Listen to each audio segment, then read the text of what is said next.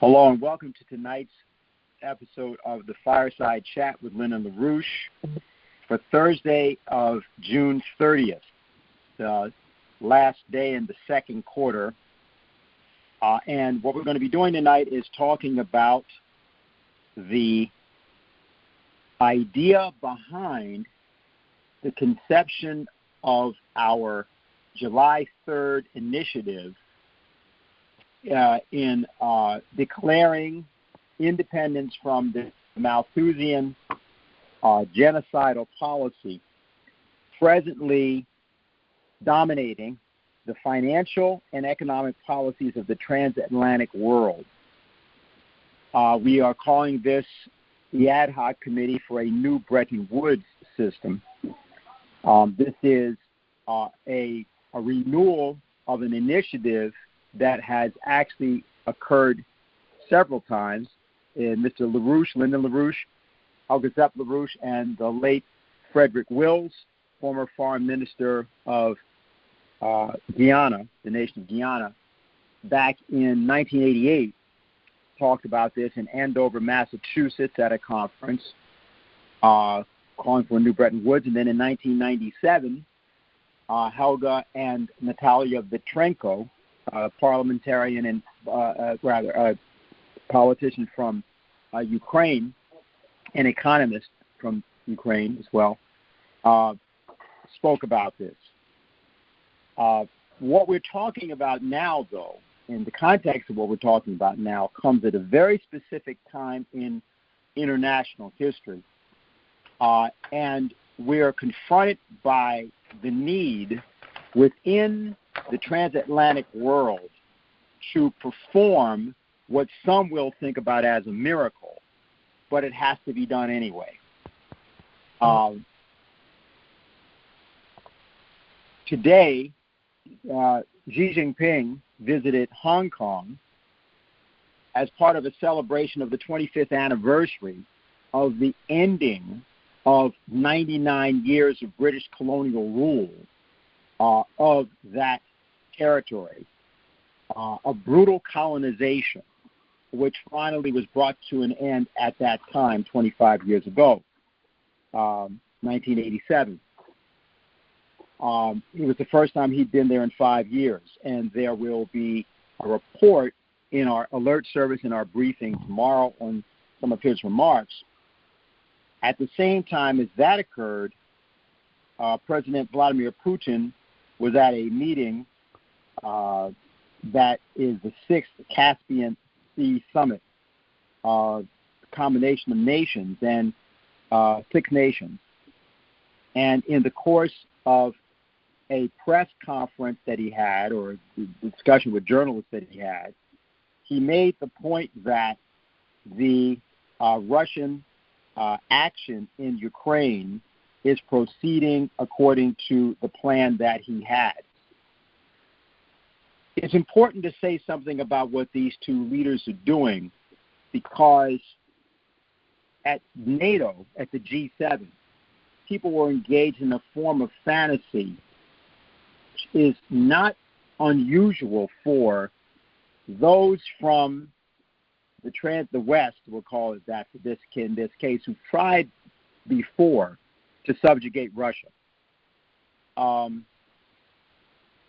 Mike Pompeo actually was on Fox News tonight, and of course Pompeo is always up to no good, but he pointed out that the things that they were discussing in the G7 as their counter to the Belt and Road, which Pompeo talked about in those terms, as did the Fox report moderator that was talking to him, that the $200 billion worth of projects that they are talking about are all, as he put it, green, woke, ESG projects, environmental, social, and governance projects. And none of this, Pompeo said, is going to convince countries, and he means particularly countries in Africa to be specific, as well as countries in South America and Asia, that they should, none of it's going to convince those countries that they should be working with NATO or the transatlantic countries. Now, Pompeo is, of course, operating with his own agenda, and an agenda that is congruent with that of British intelligence, British finance, and the British colonial office. But what's important is that the character of miscalculation that's going on now has various people in the British Foreign Office, including also their Secretary of Defense, at odds with the Americans, who they see as not really stepping up to the idea that you've got to go full throttle with throwing whatever is in your economy into this massive military production, which, of course, this economy can't carry out.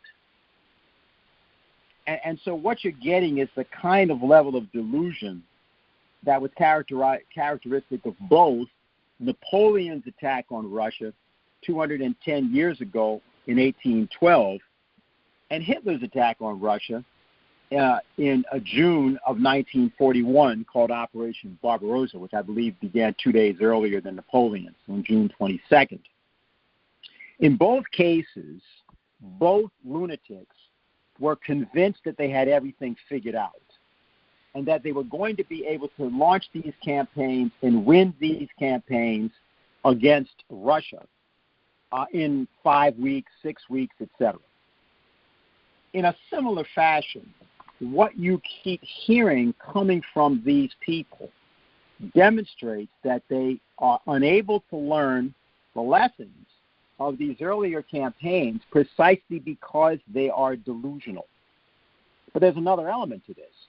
They're also unable to confront the fact that their own financial system has gone completely in the toilet and there's nothing that they can do about it. It cannot be saved. And part of the reason for their desperate attacks on Russia, and ultimately, of course, also on Russia and China, is because they're seeking ways to try to assert a form of dominance that they are no longer capable, and have not really been capable for a couple of decades, actually, of carrying out.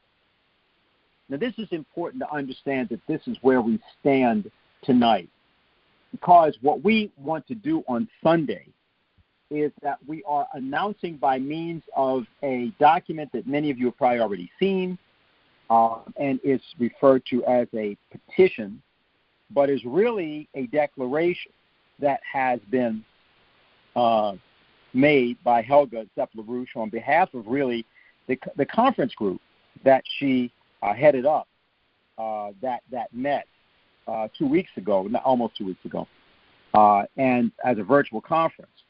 And what happened is she wrote up a thing called a proposal for a new Bretton Woods system, and then went through point by point, 8 points, calling for the reorganization of the bankrupt financial system, using Glass-Steagall as the immediate way of doing that, putting the commercial banks under creditor protection, and then the investment and other banks and other financial entities have to manage without taxpayer money, banning of the derivatives market, implementing a system of fixed exchange rates, a reorganization of the debt of countries and firms such that you have productive credit going out for real physical production, the setting up in every country of a form of a national bank in imitation of the United States' original national bank created by Alexander Hamilton, negotiation of long-term interest rates, and then a kind of expansion of the precise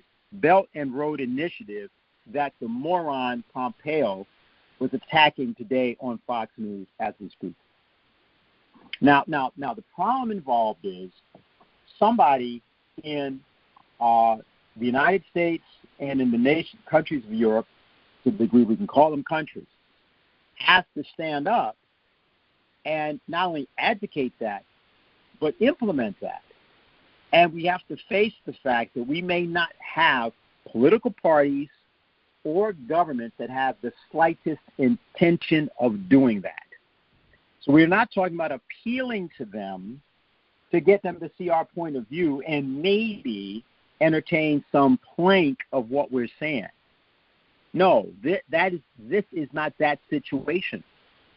This situation is one in which total war has already been declared and is in the process of being fought, but it's being fought in slow motion.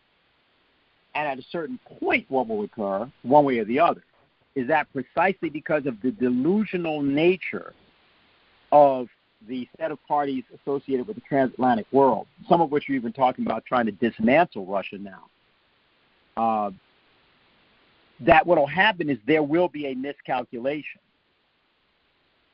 And that miscalculation may lead to an obliteration of life on this planet, and there is no way to know when and how that miscalculation will occur, precisely because of the delusional nature with which these governments are proceeding.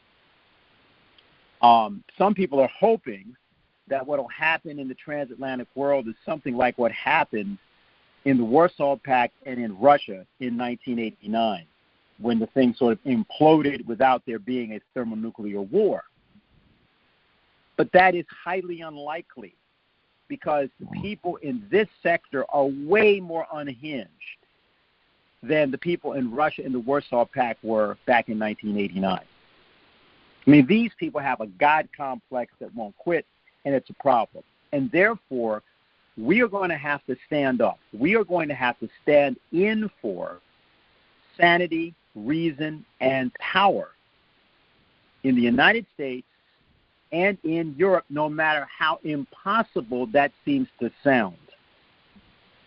Now, in order to do that, what we have to do is invoke the power of presidency in the way that Lyndon LaRouche did, and in a different way, in the way in which the mastery of history and the actual dynamic of history enables citizens of the United States to co-opt that power in favor of and in defense of the general welfare of the United States. Then this is a form of politics that most people have never been familiar with, don't even know existed, and what wouldn't believe in the possibility of these sorts of changes. But this is exactly how Lyndon LaRouche invented his organization and deployed his organization through his various electoral campaigns. Now, the specific matter of Bretton Woods, therefore, has to be thoroughly understood as to both what was being attempted by President Franklin Roosevelt, what was unable to be accomplished because of his death and because of the inability to make that plan become reality, and how the different plan today that we're talking about, which includes all sorts of countries that didn't even exist at that time, how this different plan can successfully, completely reverse this present danger, and that we are able to do that. And that's the purpose of our presentation on Sunday. But going into that presentation, just as with the Declaration of Independence, we want to have several days of deliberation. And this is the beginning of that process. And so to start us off in that, we have Gerry Rose, who I think a lot of you know, you've heard him. And Gerry is going to take the floor now and help us to prepare for what we have to do on Sunday and subsequent to Sunday. So, Gerry? Yeah, thank you, Dennis. I've done some work. You can see in the EIR. You can just look it up. But I'm going to give a more fulsome discussion tonight to give a sense that there have been three fundamental works of history that have been produced since 2014, many of them in 2019 and 20.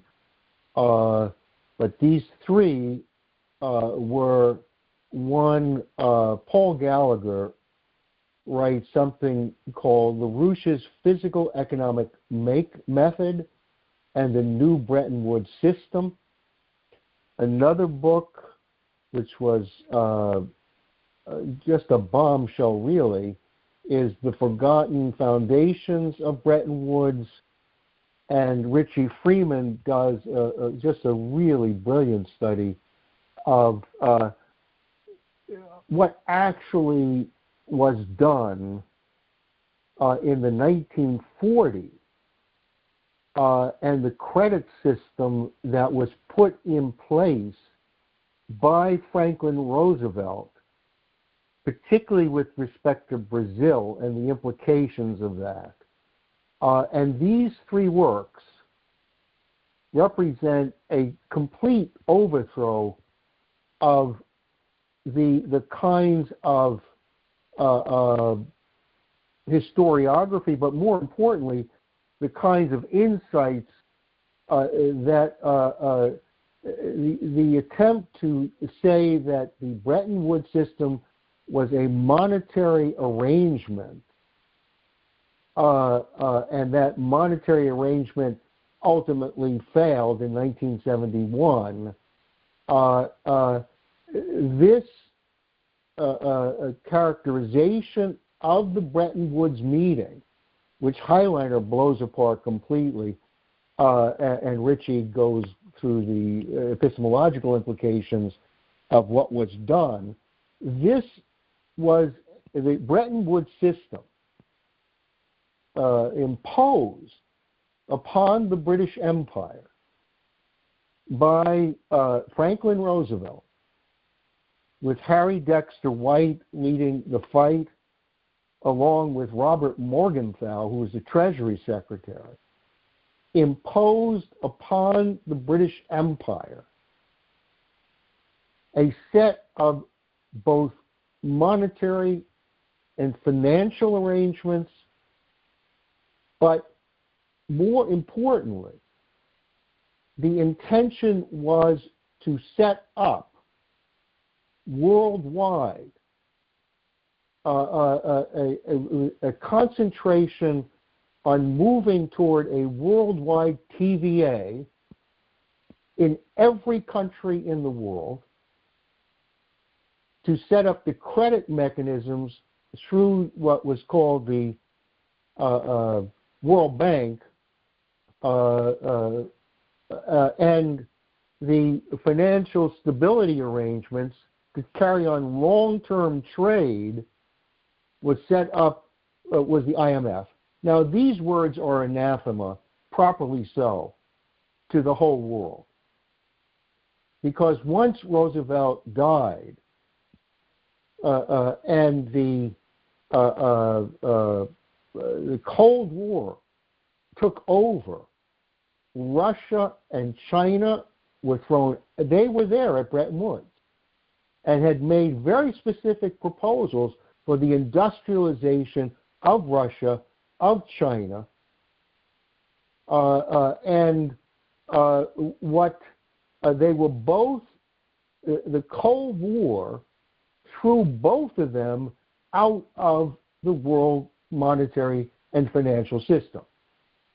And that was a major impetus for why Stalin went into what was called primitive accumulation. And so did Mao, go into a looting of the Warsaw Pact and other places to try to build up internally a military capability, because they were threatened with nuclear war. That's a whole other story, and I've written on that also. Roosevelt had agreements with Stalin that Stalin had asked, well, you have a lot of machine tools. We would like credit to develop those machine tools, use them for the industrialization of Russia, bring us out of backwardness, and we would pay a very handsome rate. And Roosevelt and Dexter White in particular signed off on that. And both the Communist Party and the Kuomintang, who Roosevelt wanted to put together as a government of China at the end of the war, had agreed there would be a Sun Yat-sen's 1919 proposal for internal improvements for China to bring them into the 20th century would have been the basis for World Bank and related kinds of loans. This was being put forward. There are other critical things which I'll go through. So that the actual intention of Franklin Roosevelt, and he made it plain, Elliot Roosevelt has literally quotes from his father saying, if we don't end colonial rule, then we're going to have wars.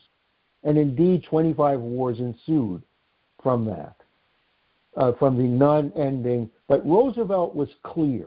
He had seen 2 world wars, World War I, World War II, based upon colonial looting and the British Empire and the way that they had treated the rest of the world.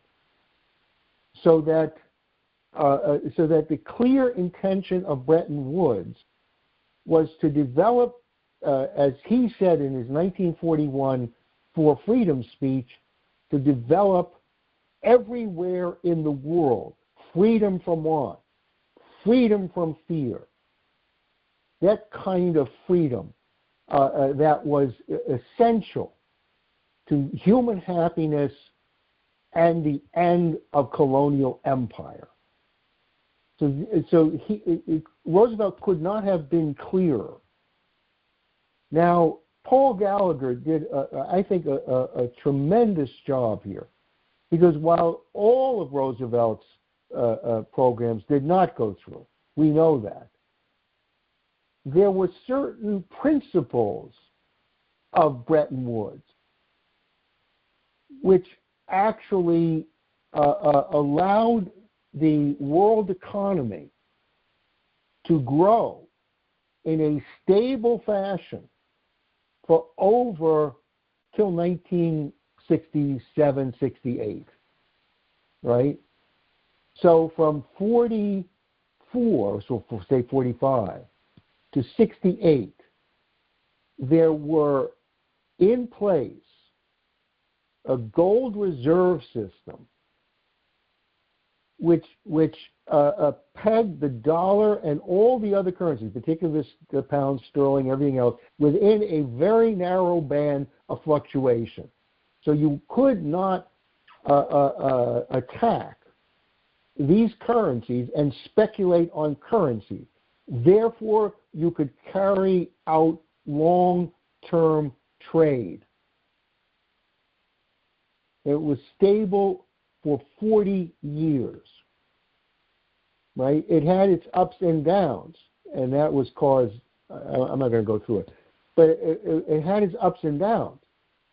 But the reason that Lynn focused on the fact that in 1971, when the dollar was taken off the gold reserve system, and he said, that's it. We have destroyed the ability to carry on long-term trade.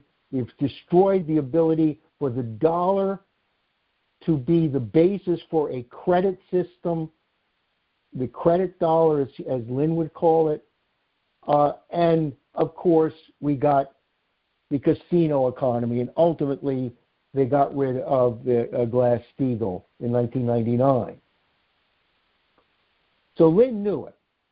But what Paul does in his piece, LaRouche's Physical Economic Method and the New Bretton Woods System, he first indicates that for that, say, 47 to 60, or you could 65, depending on certain things, there was a 4% rate of growth of the United States economy. 4%. We now have less than 0.7% rate of growth of the physical economy. There was a 3 to 4% labor productivity increases between 35 and 65, which that's a 70%, 80% over that 15-year period or 20-year period, 80% of increase of labor. Today, labor productivity is less than 2%. There was a 2 to 3% increase from a technological increase. Today, it's less than 1%. Federal investment in infrastructure was between 2 and 3%. Today, it's less than 1.3%.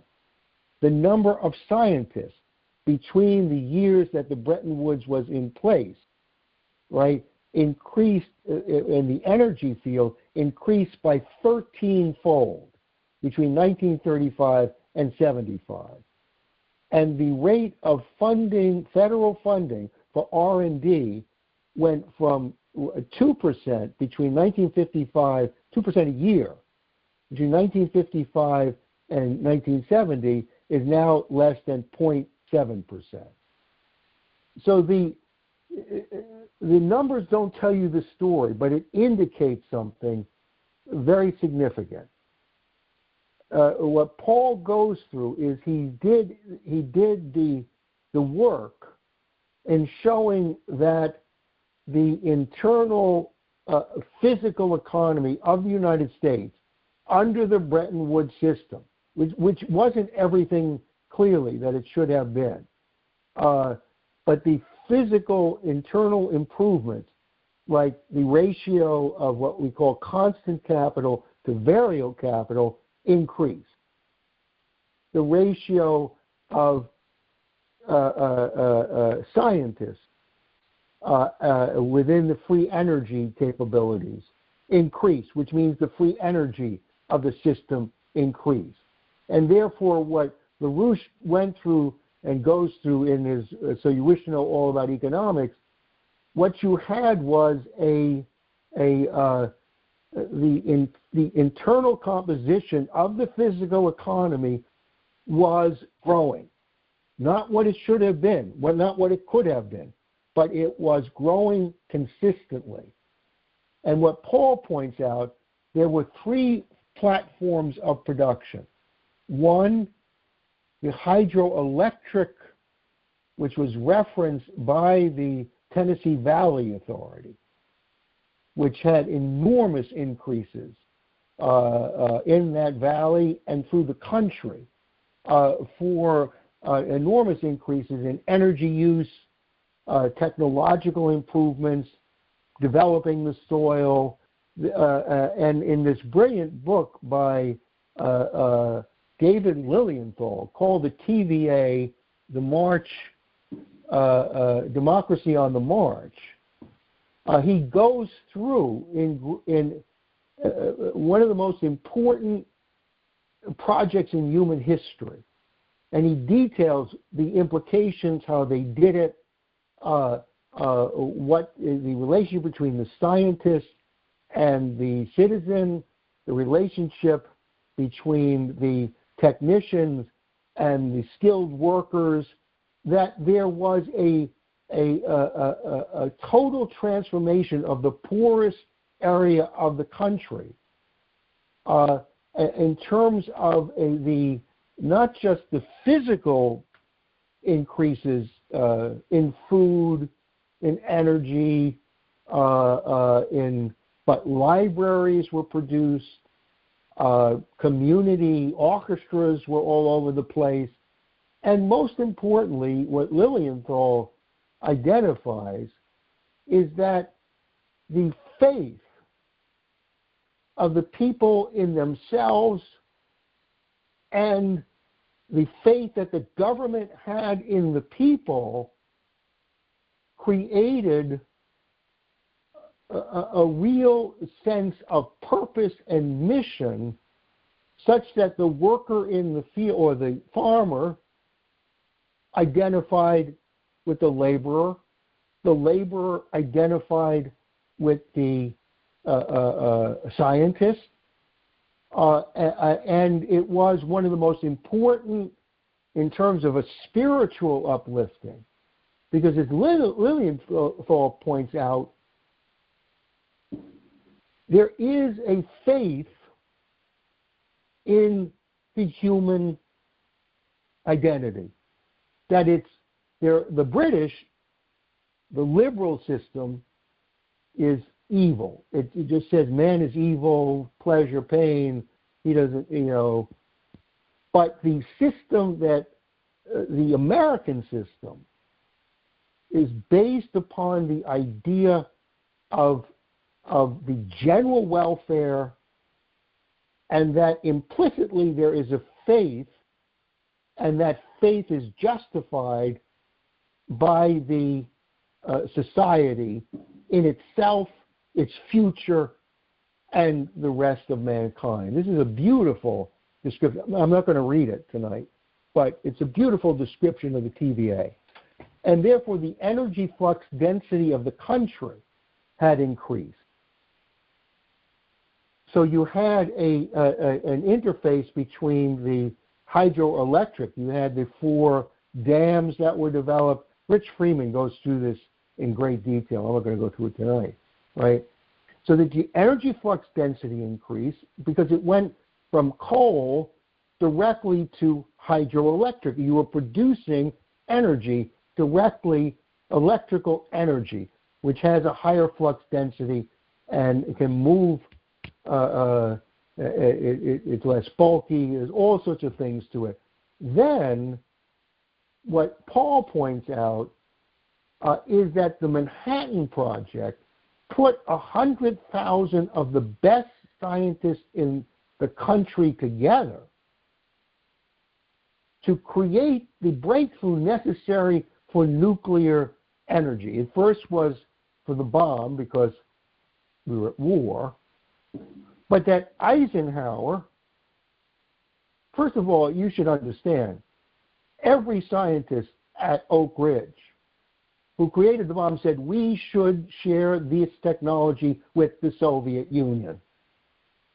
For one, they have a very good scientific capability, so they're going to get it anyway. Number two, they are our allies, and that the post-war period has to be a different kind of relationships.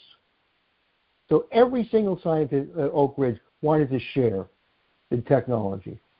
In Eisenhower, and guess what Lilienthal did after the TVA? He became the head of the Atomic Energy Commission. I mean, and he toured during the TVA. He toured worldwide. People from all over the world, from every country, came in. There were hundreds of thousands of visitors to replicate that. So at Bretton Woods, the proposal was by the Indian delegation, who was under British rule, had proposed a worldwide TVA authority. And that this authority would be run by the different nations, but that the joint development of the Danube River, of the Yangtze River, of all the river basins of the world would have created an explosion of technology and progress. And as I said, and as Lilienthal says it so beautifully, faith, real faith in the goodness of mankind, to see it working together as a whole, right, with other nations participating, with other, the farmers from the United States would have loved to get in there and work with every nation of the world. That's what we did. That's who we were. That's who we must become again, right? So now with this nuclear energy and the atoms for peace, this also created an impulse, though, as you know, the British went ape, attacked it to make sure that the United States was not the United States. And unfortunately, the cowardly politicians, corrupt beyond belief, fell into this Cold War garbage.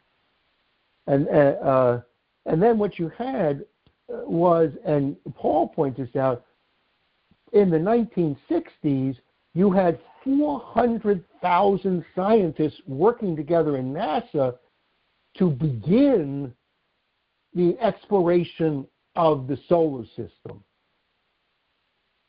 So that these impulse tendencies and the spin-offs of these impulse tendencies up until 1965 became the basis for the credit system, the industrial growth, the Bretton Woods arrangements. They didn't work the way Roosevelt had intended. It was completely sabotaged, but they had an effect. And they had to destroy the United States, which is why they killed Kennedy. He did not want the Cold War, and he said it. And after his Rice University speech where he said, we are going to end nuclear testing, we are going to stop this insanity, and Khrushchev wanted that, and then, of course, we know what happened. Kennedy was killed, King was killed, Malcolm X was killed, Robert Kennedy was killed. You think that's an accident? There's no accident. And therefore what you had, and LaRouche understood this, the only way you bring down the British Empire, who did this to Kennedy, who got us into the Vietnam War, who got us into 23 wars since the end of the 1945, right? Got us into 23 wars, exactly what Roosevelt warned about, and Eisenhower warned about. The only way you ended, and LaRouche knew this for sure, you had to have the four powers. You had to have Russia, you had to have China, you had to have India, and you had to have the United States exert sovereign power over Wall Street and London and impose, as they did in the original Bretton Woods, impose a stable monetary, financial, and credit system. Impose it. Now you have right now, and this is this played out in the way that in an extraordinary way, with China actually adopting American system methods. Actually, as Diane pointed out, they actually have a TVA in the Three Gorges Dam, and actually work with the TVA to do that, right? But they reverted to a Glass-Steagall arrangement for their banking system, a credit arrangement for all their industrial projects, and they concentrated on internal improvements.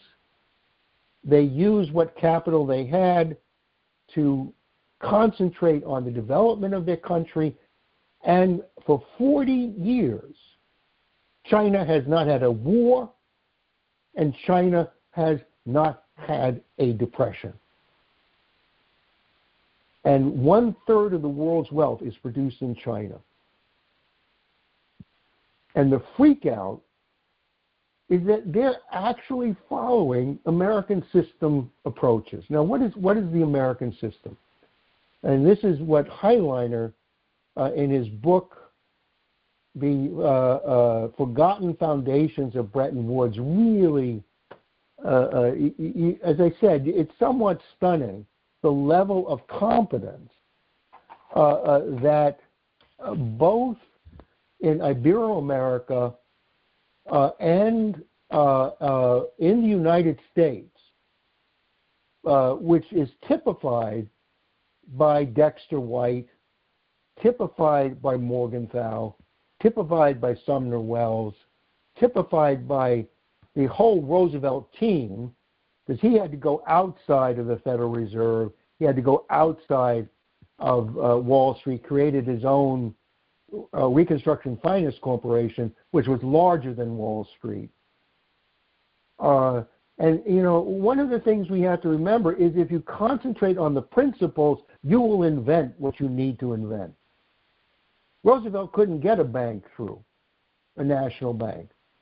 So he invented the Reconstruction Finance Corporation because he said, people are going to die here.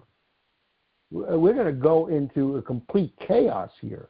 So if Wall Street won't lend, between the Treasury, which was run by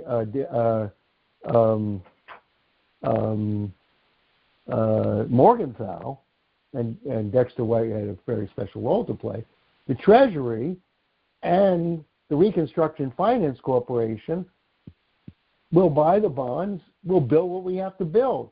And at the end of the day, the Reconstruction Finance Corporation actually, after its 15 years in service to America, actually ended up with a surplus.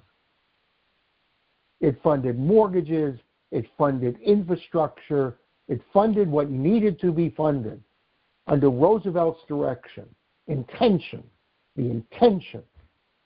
And therefore, that was the actual essence of the Bretton Woods system. This came up very specifically because first in Ibero-America in 38-39, a number of they were raw materials producers. And Morgenthau and Roosevelt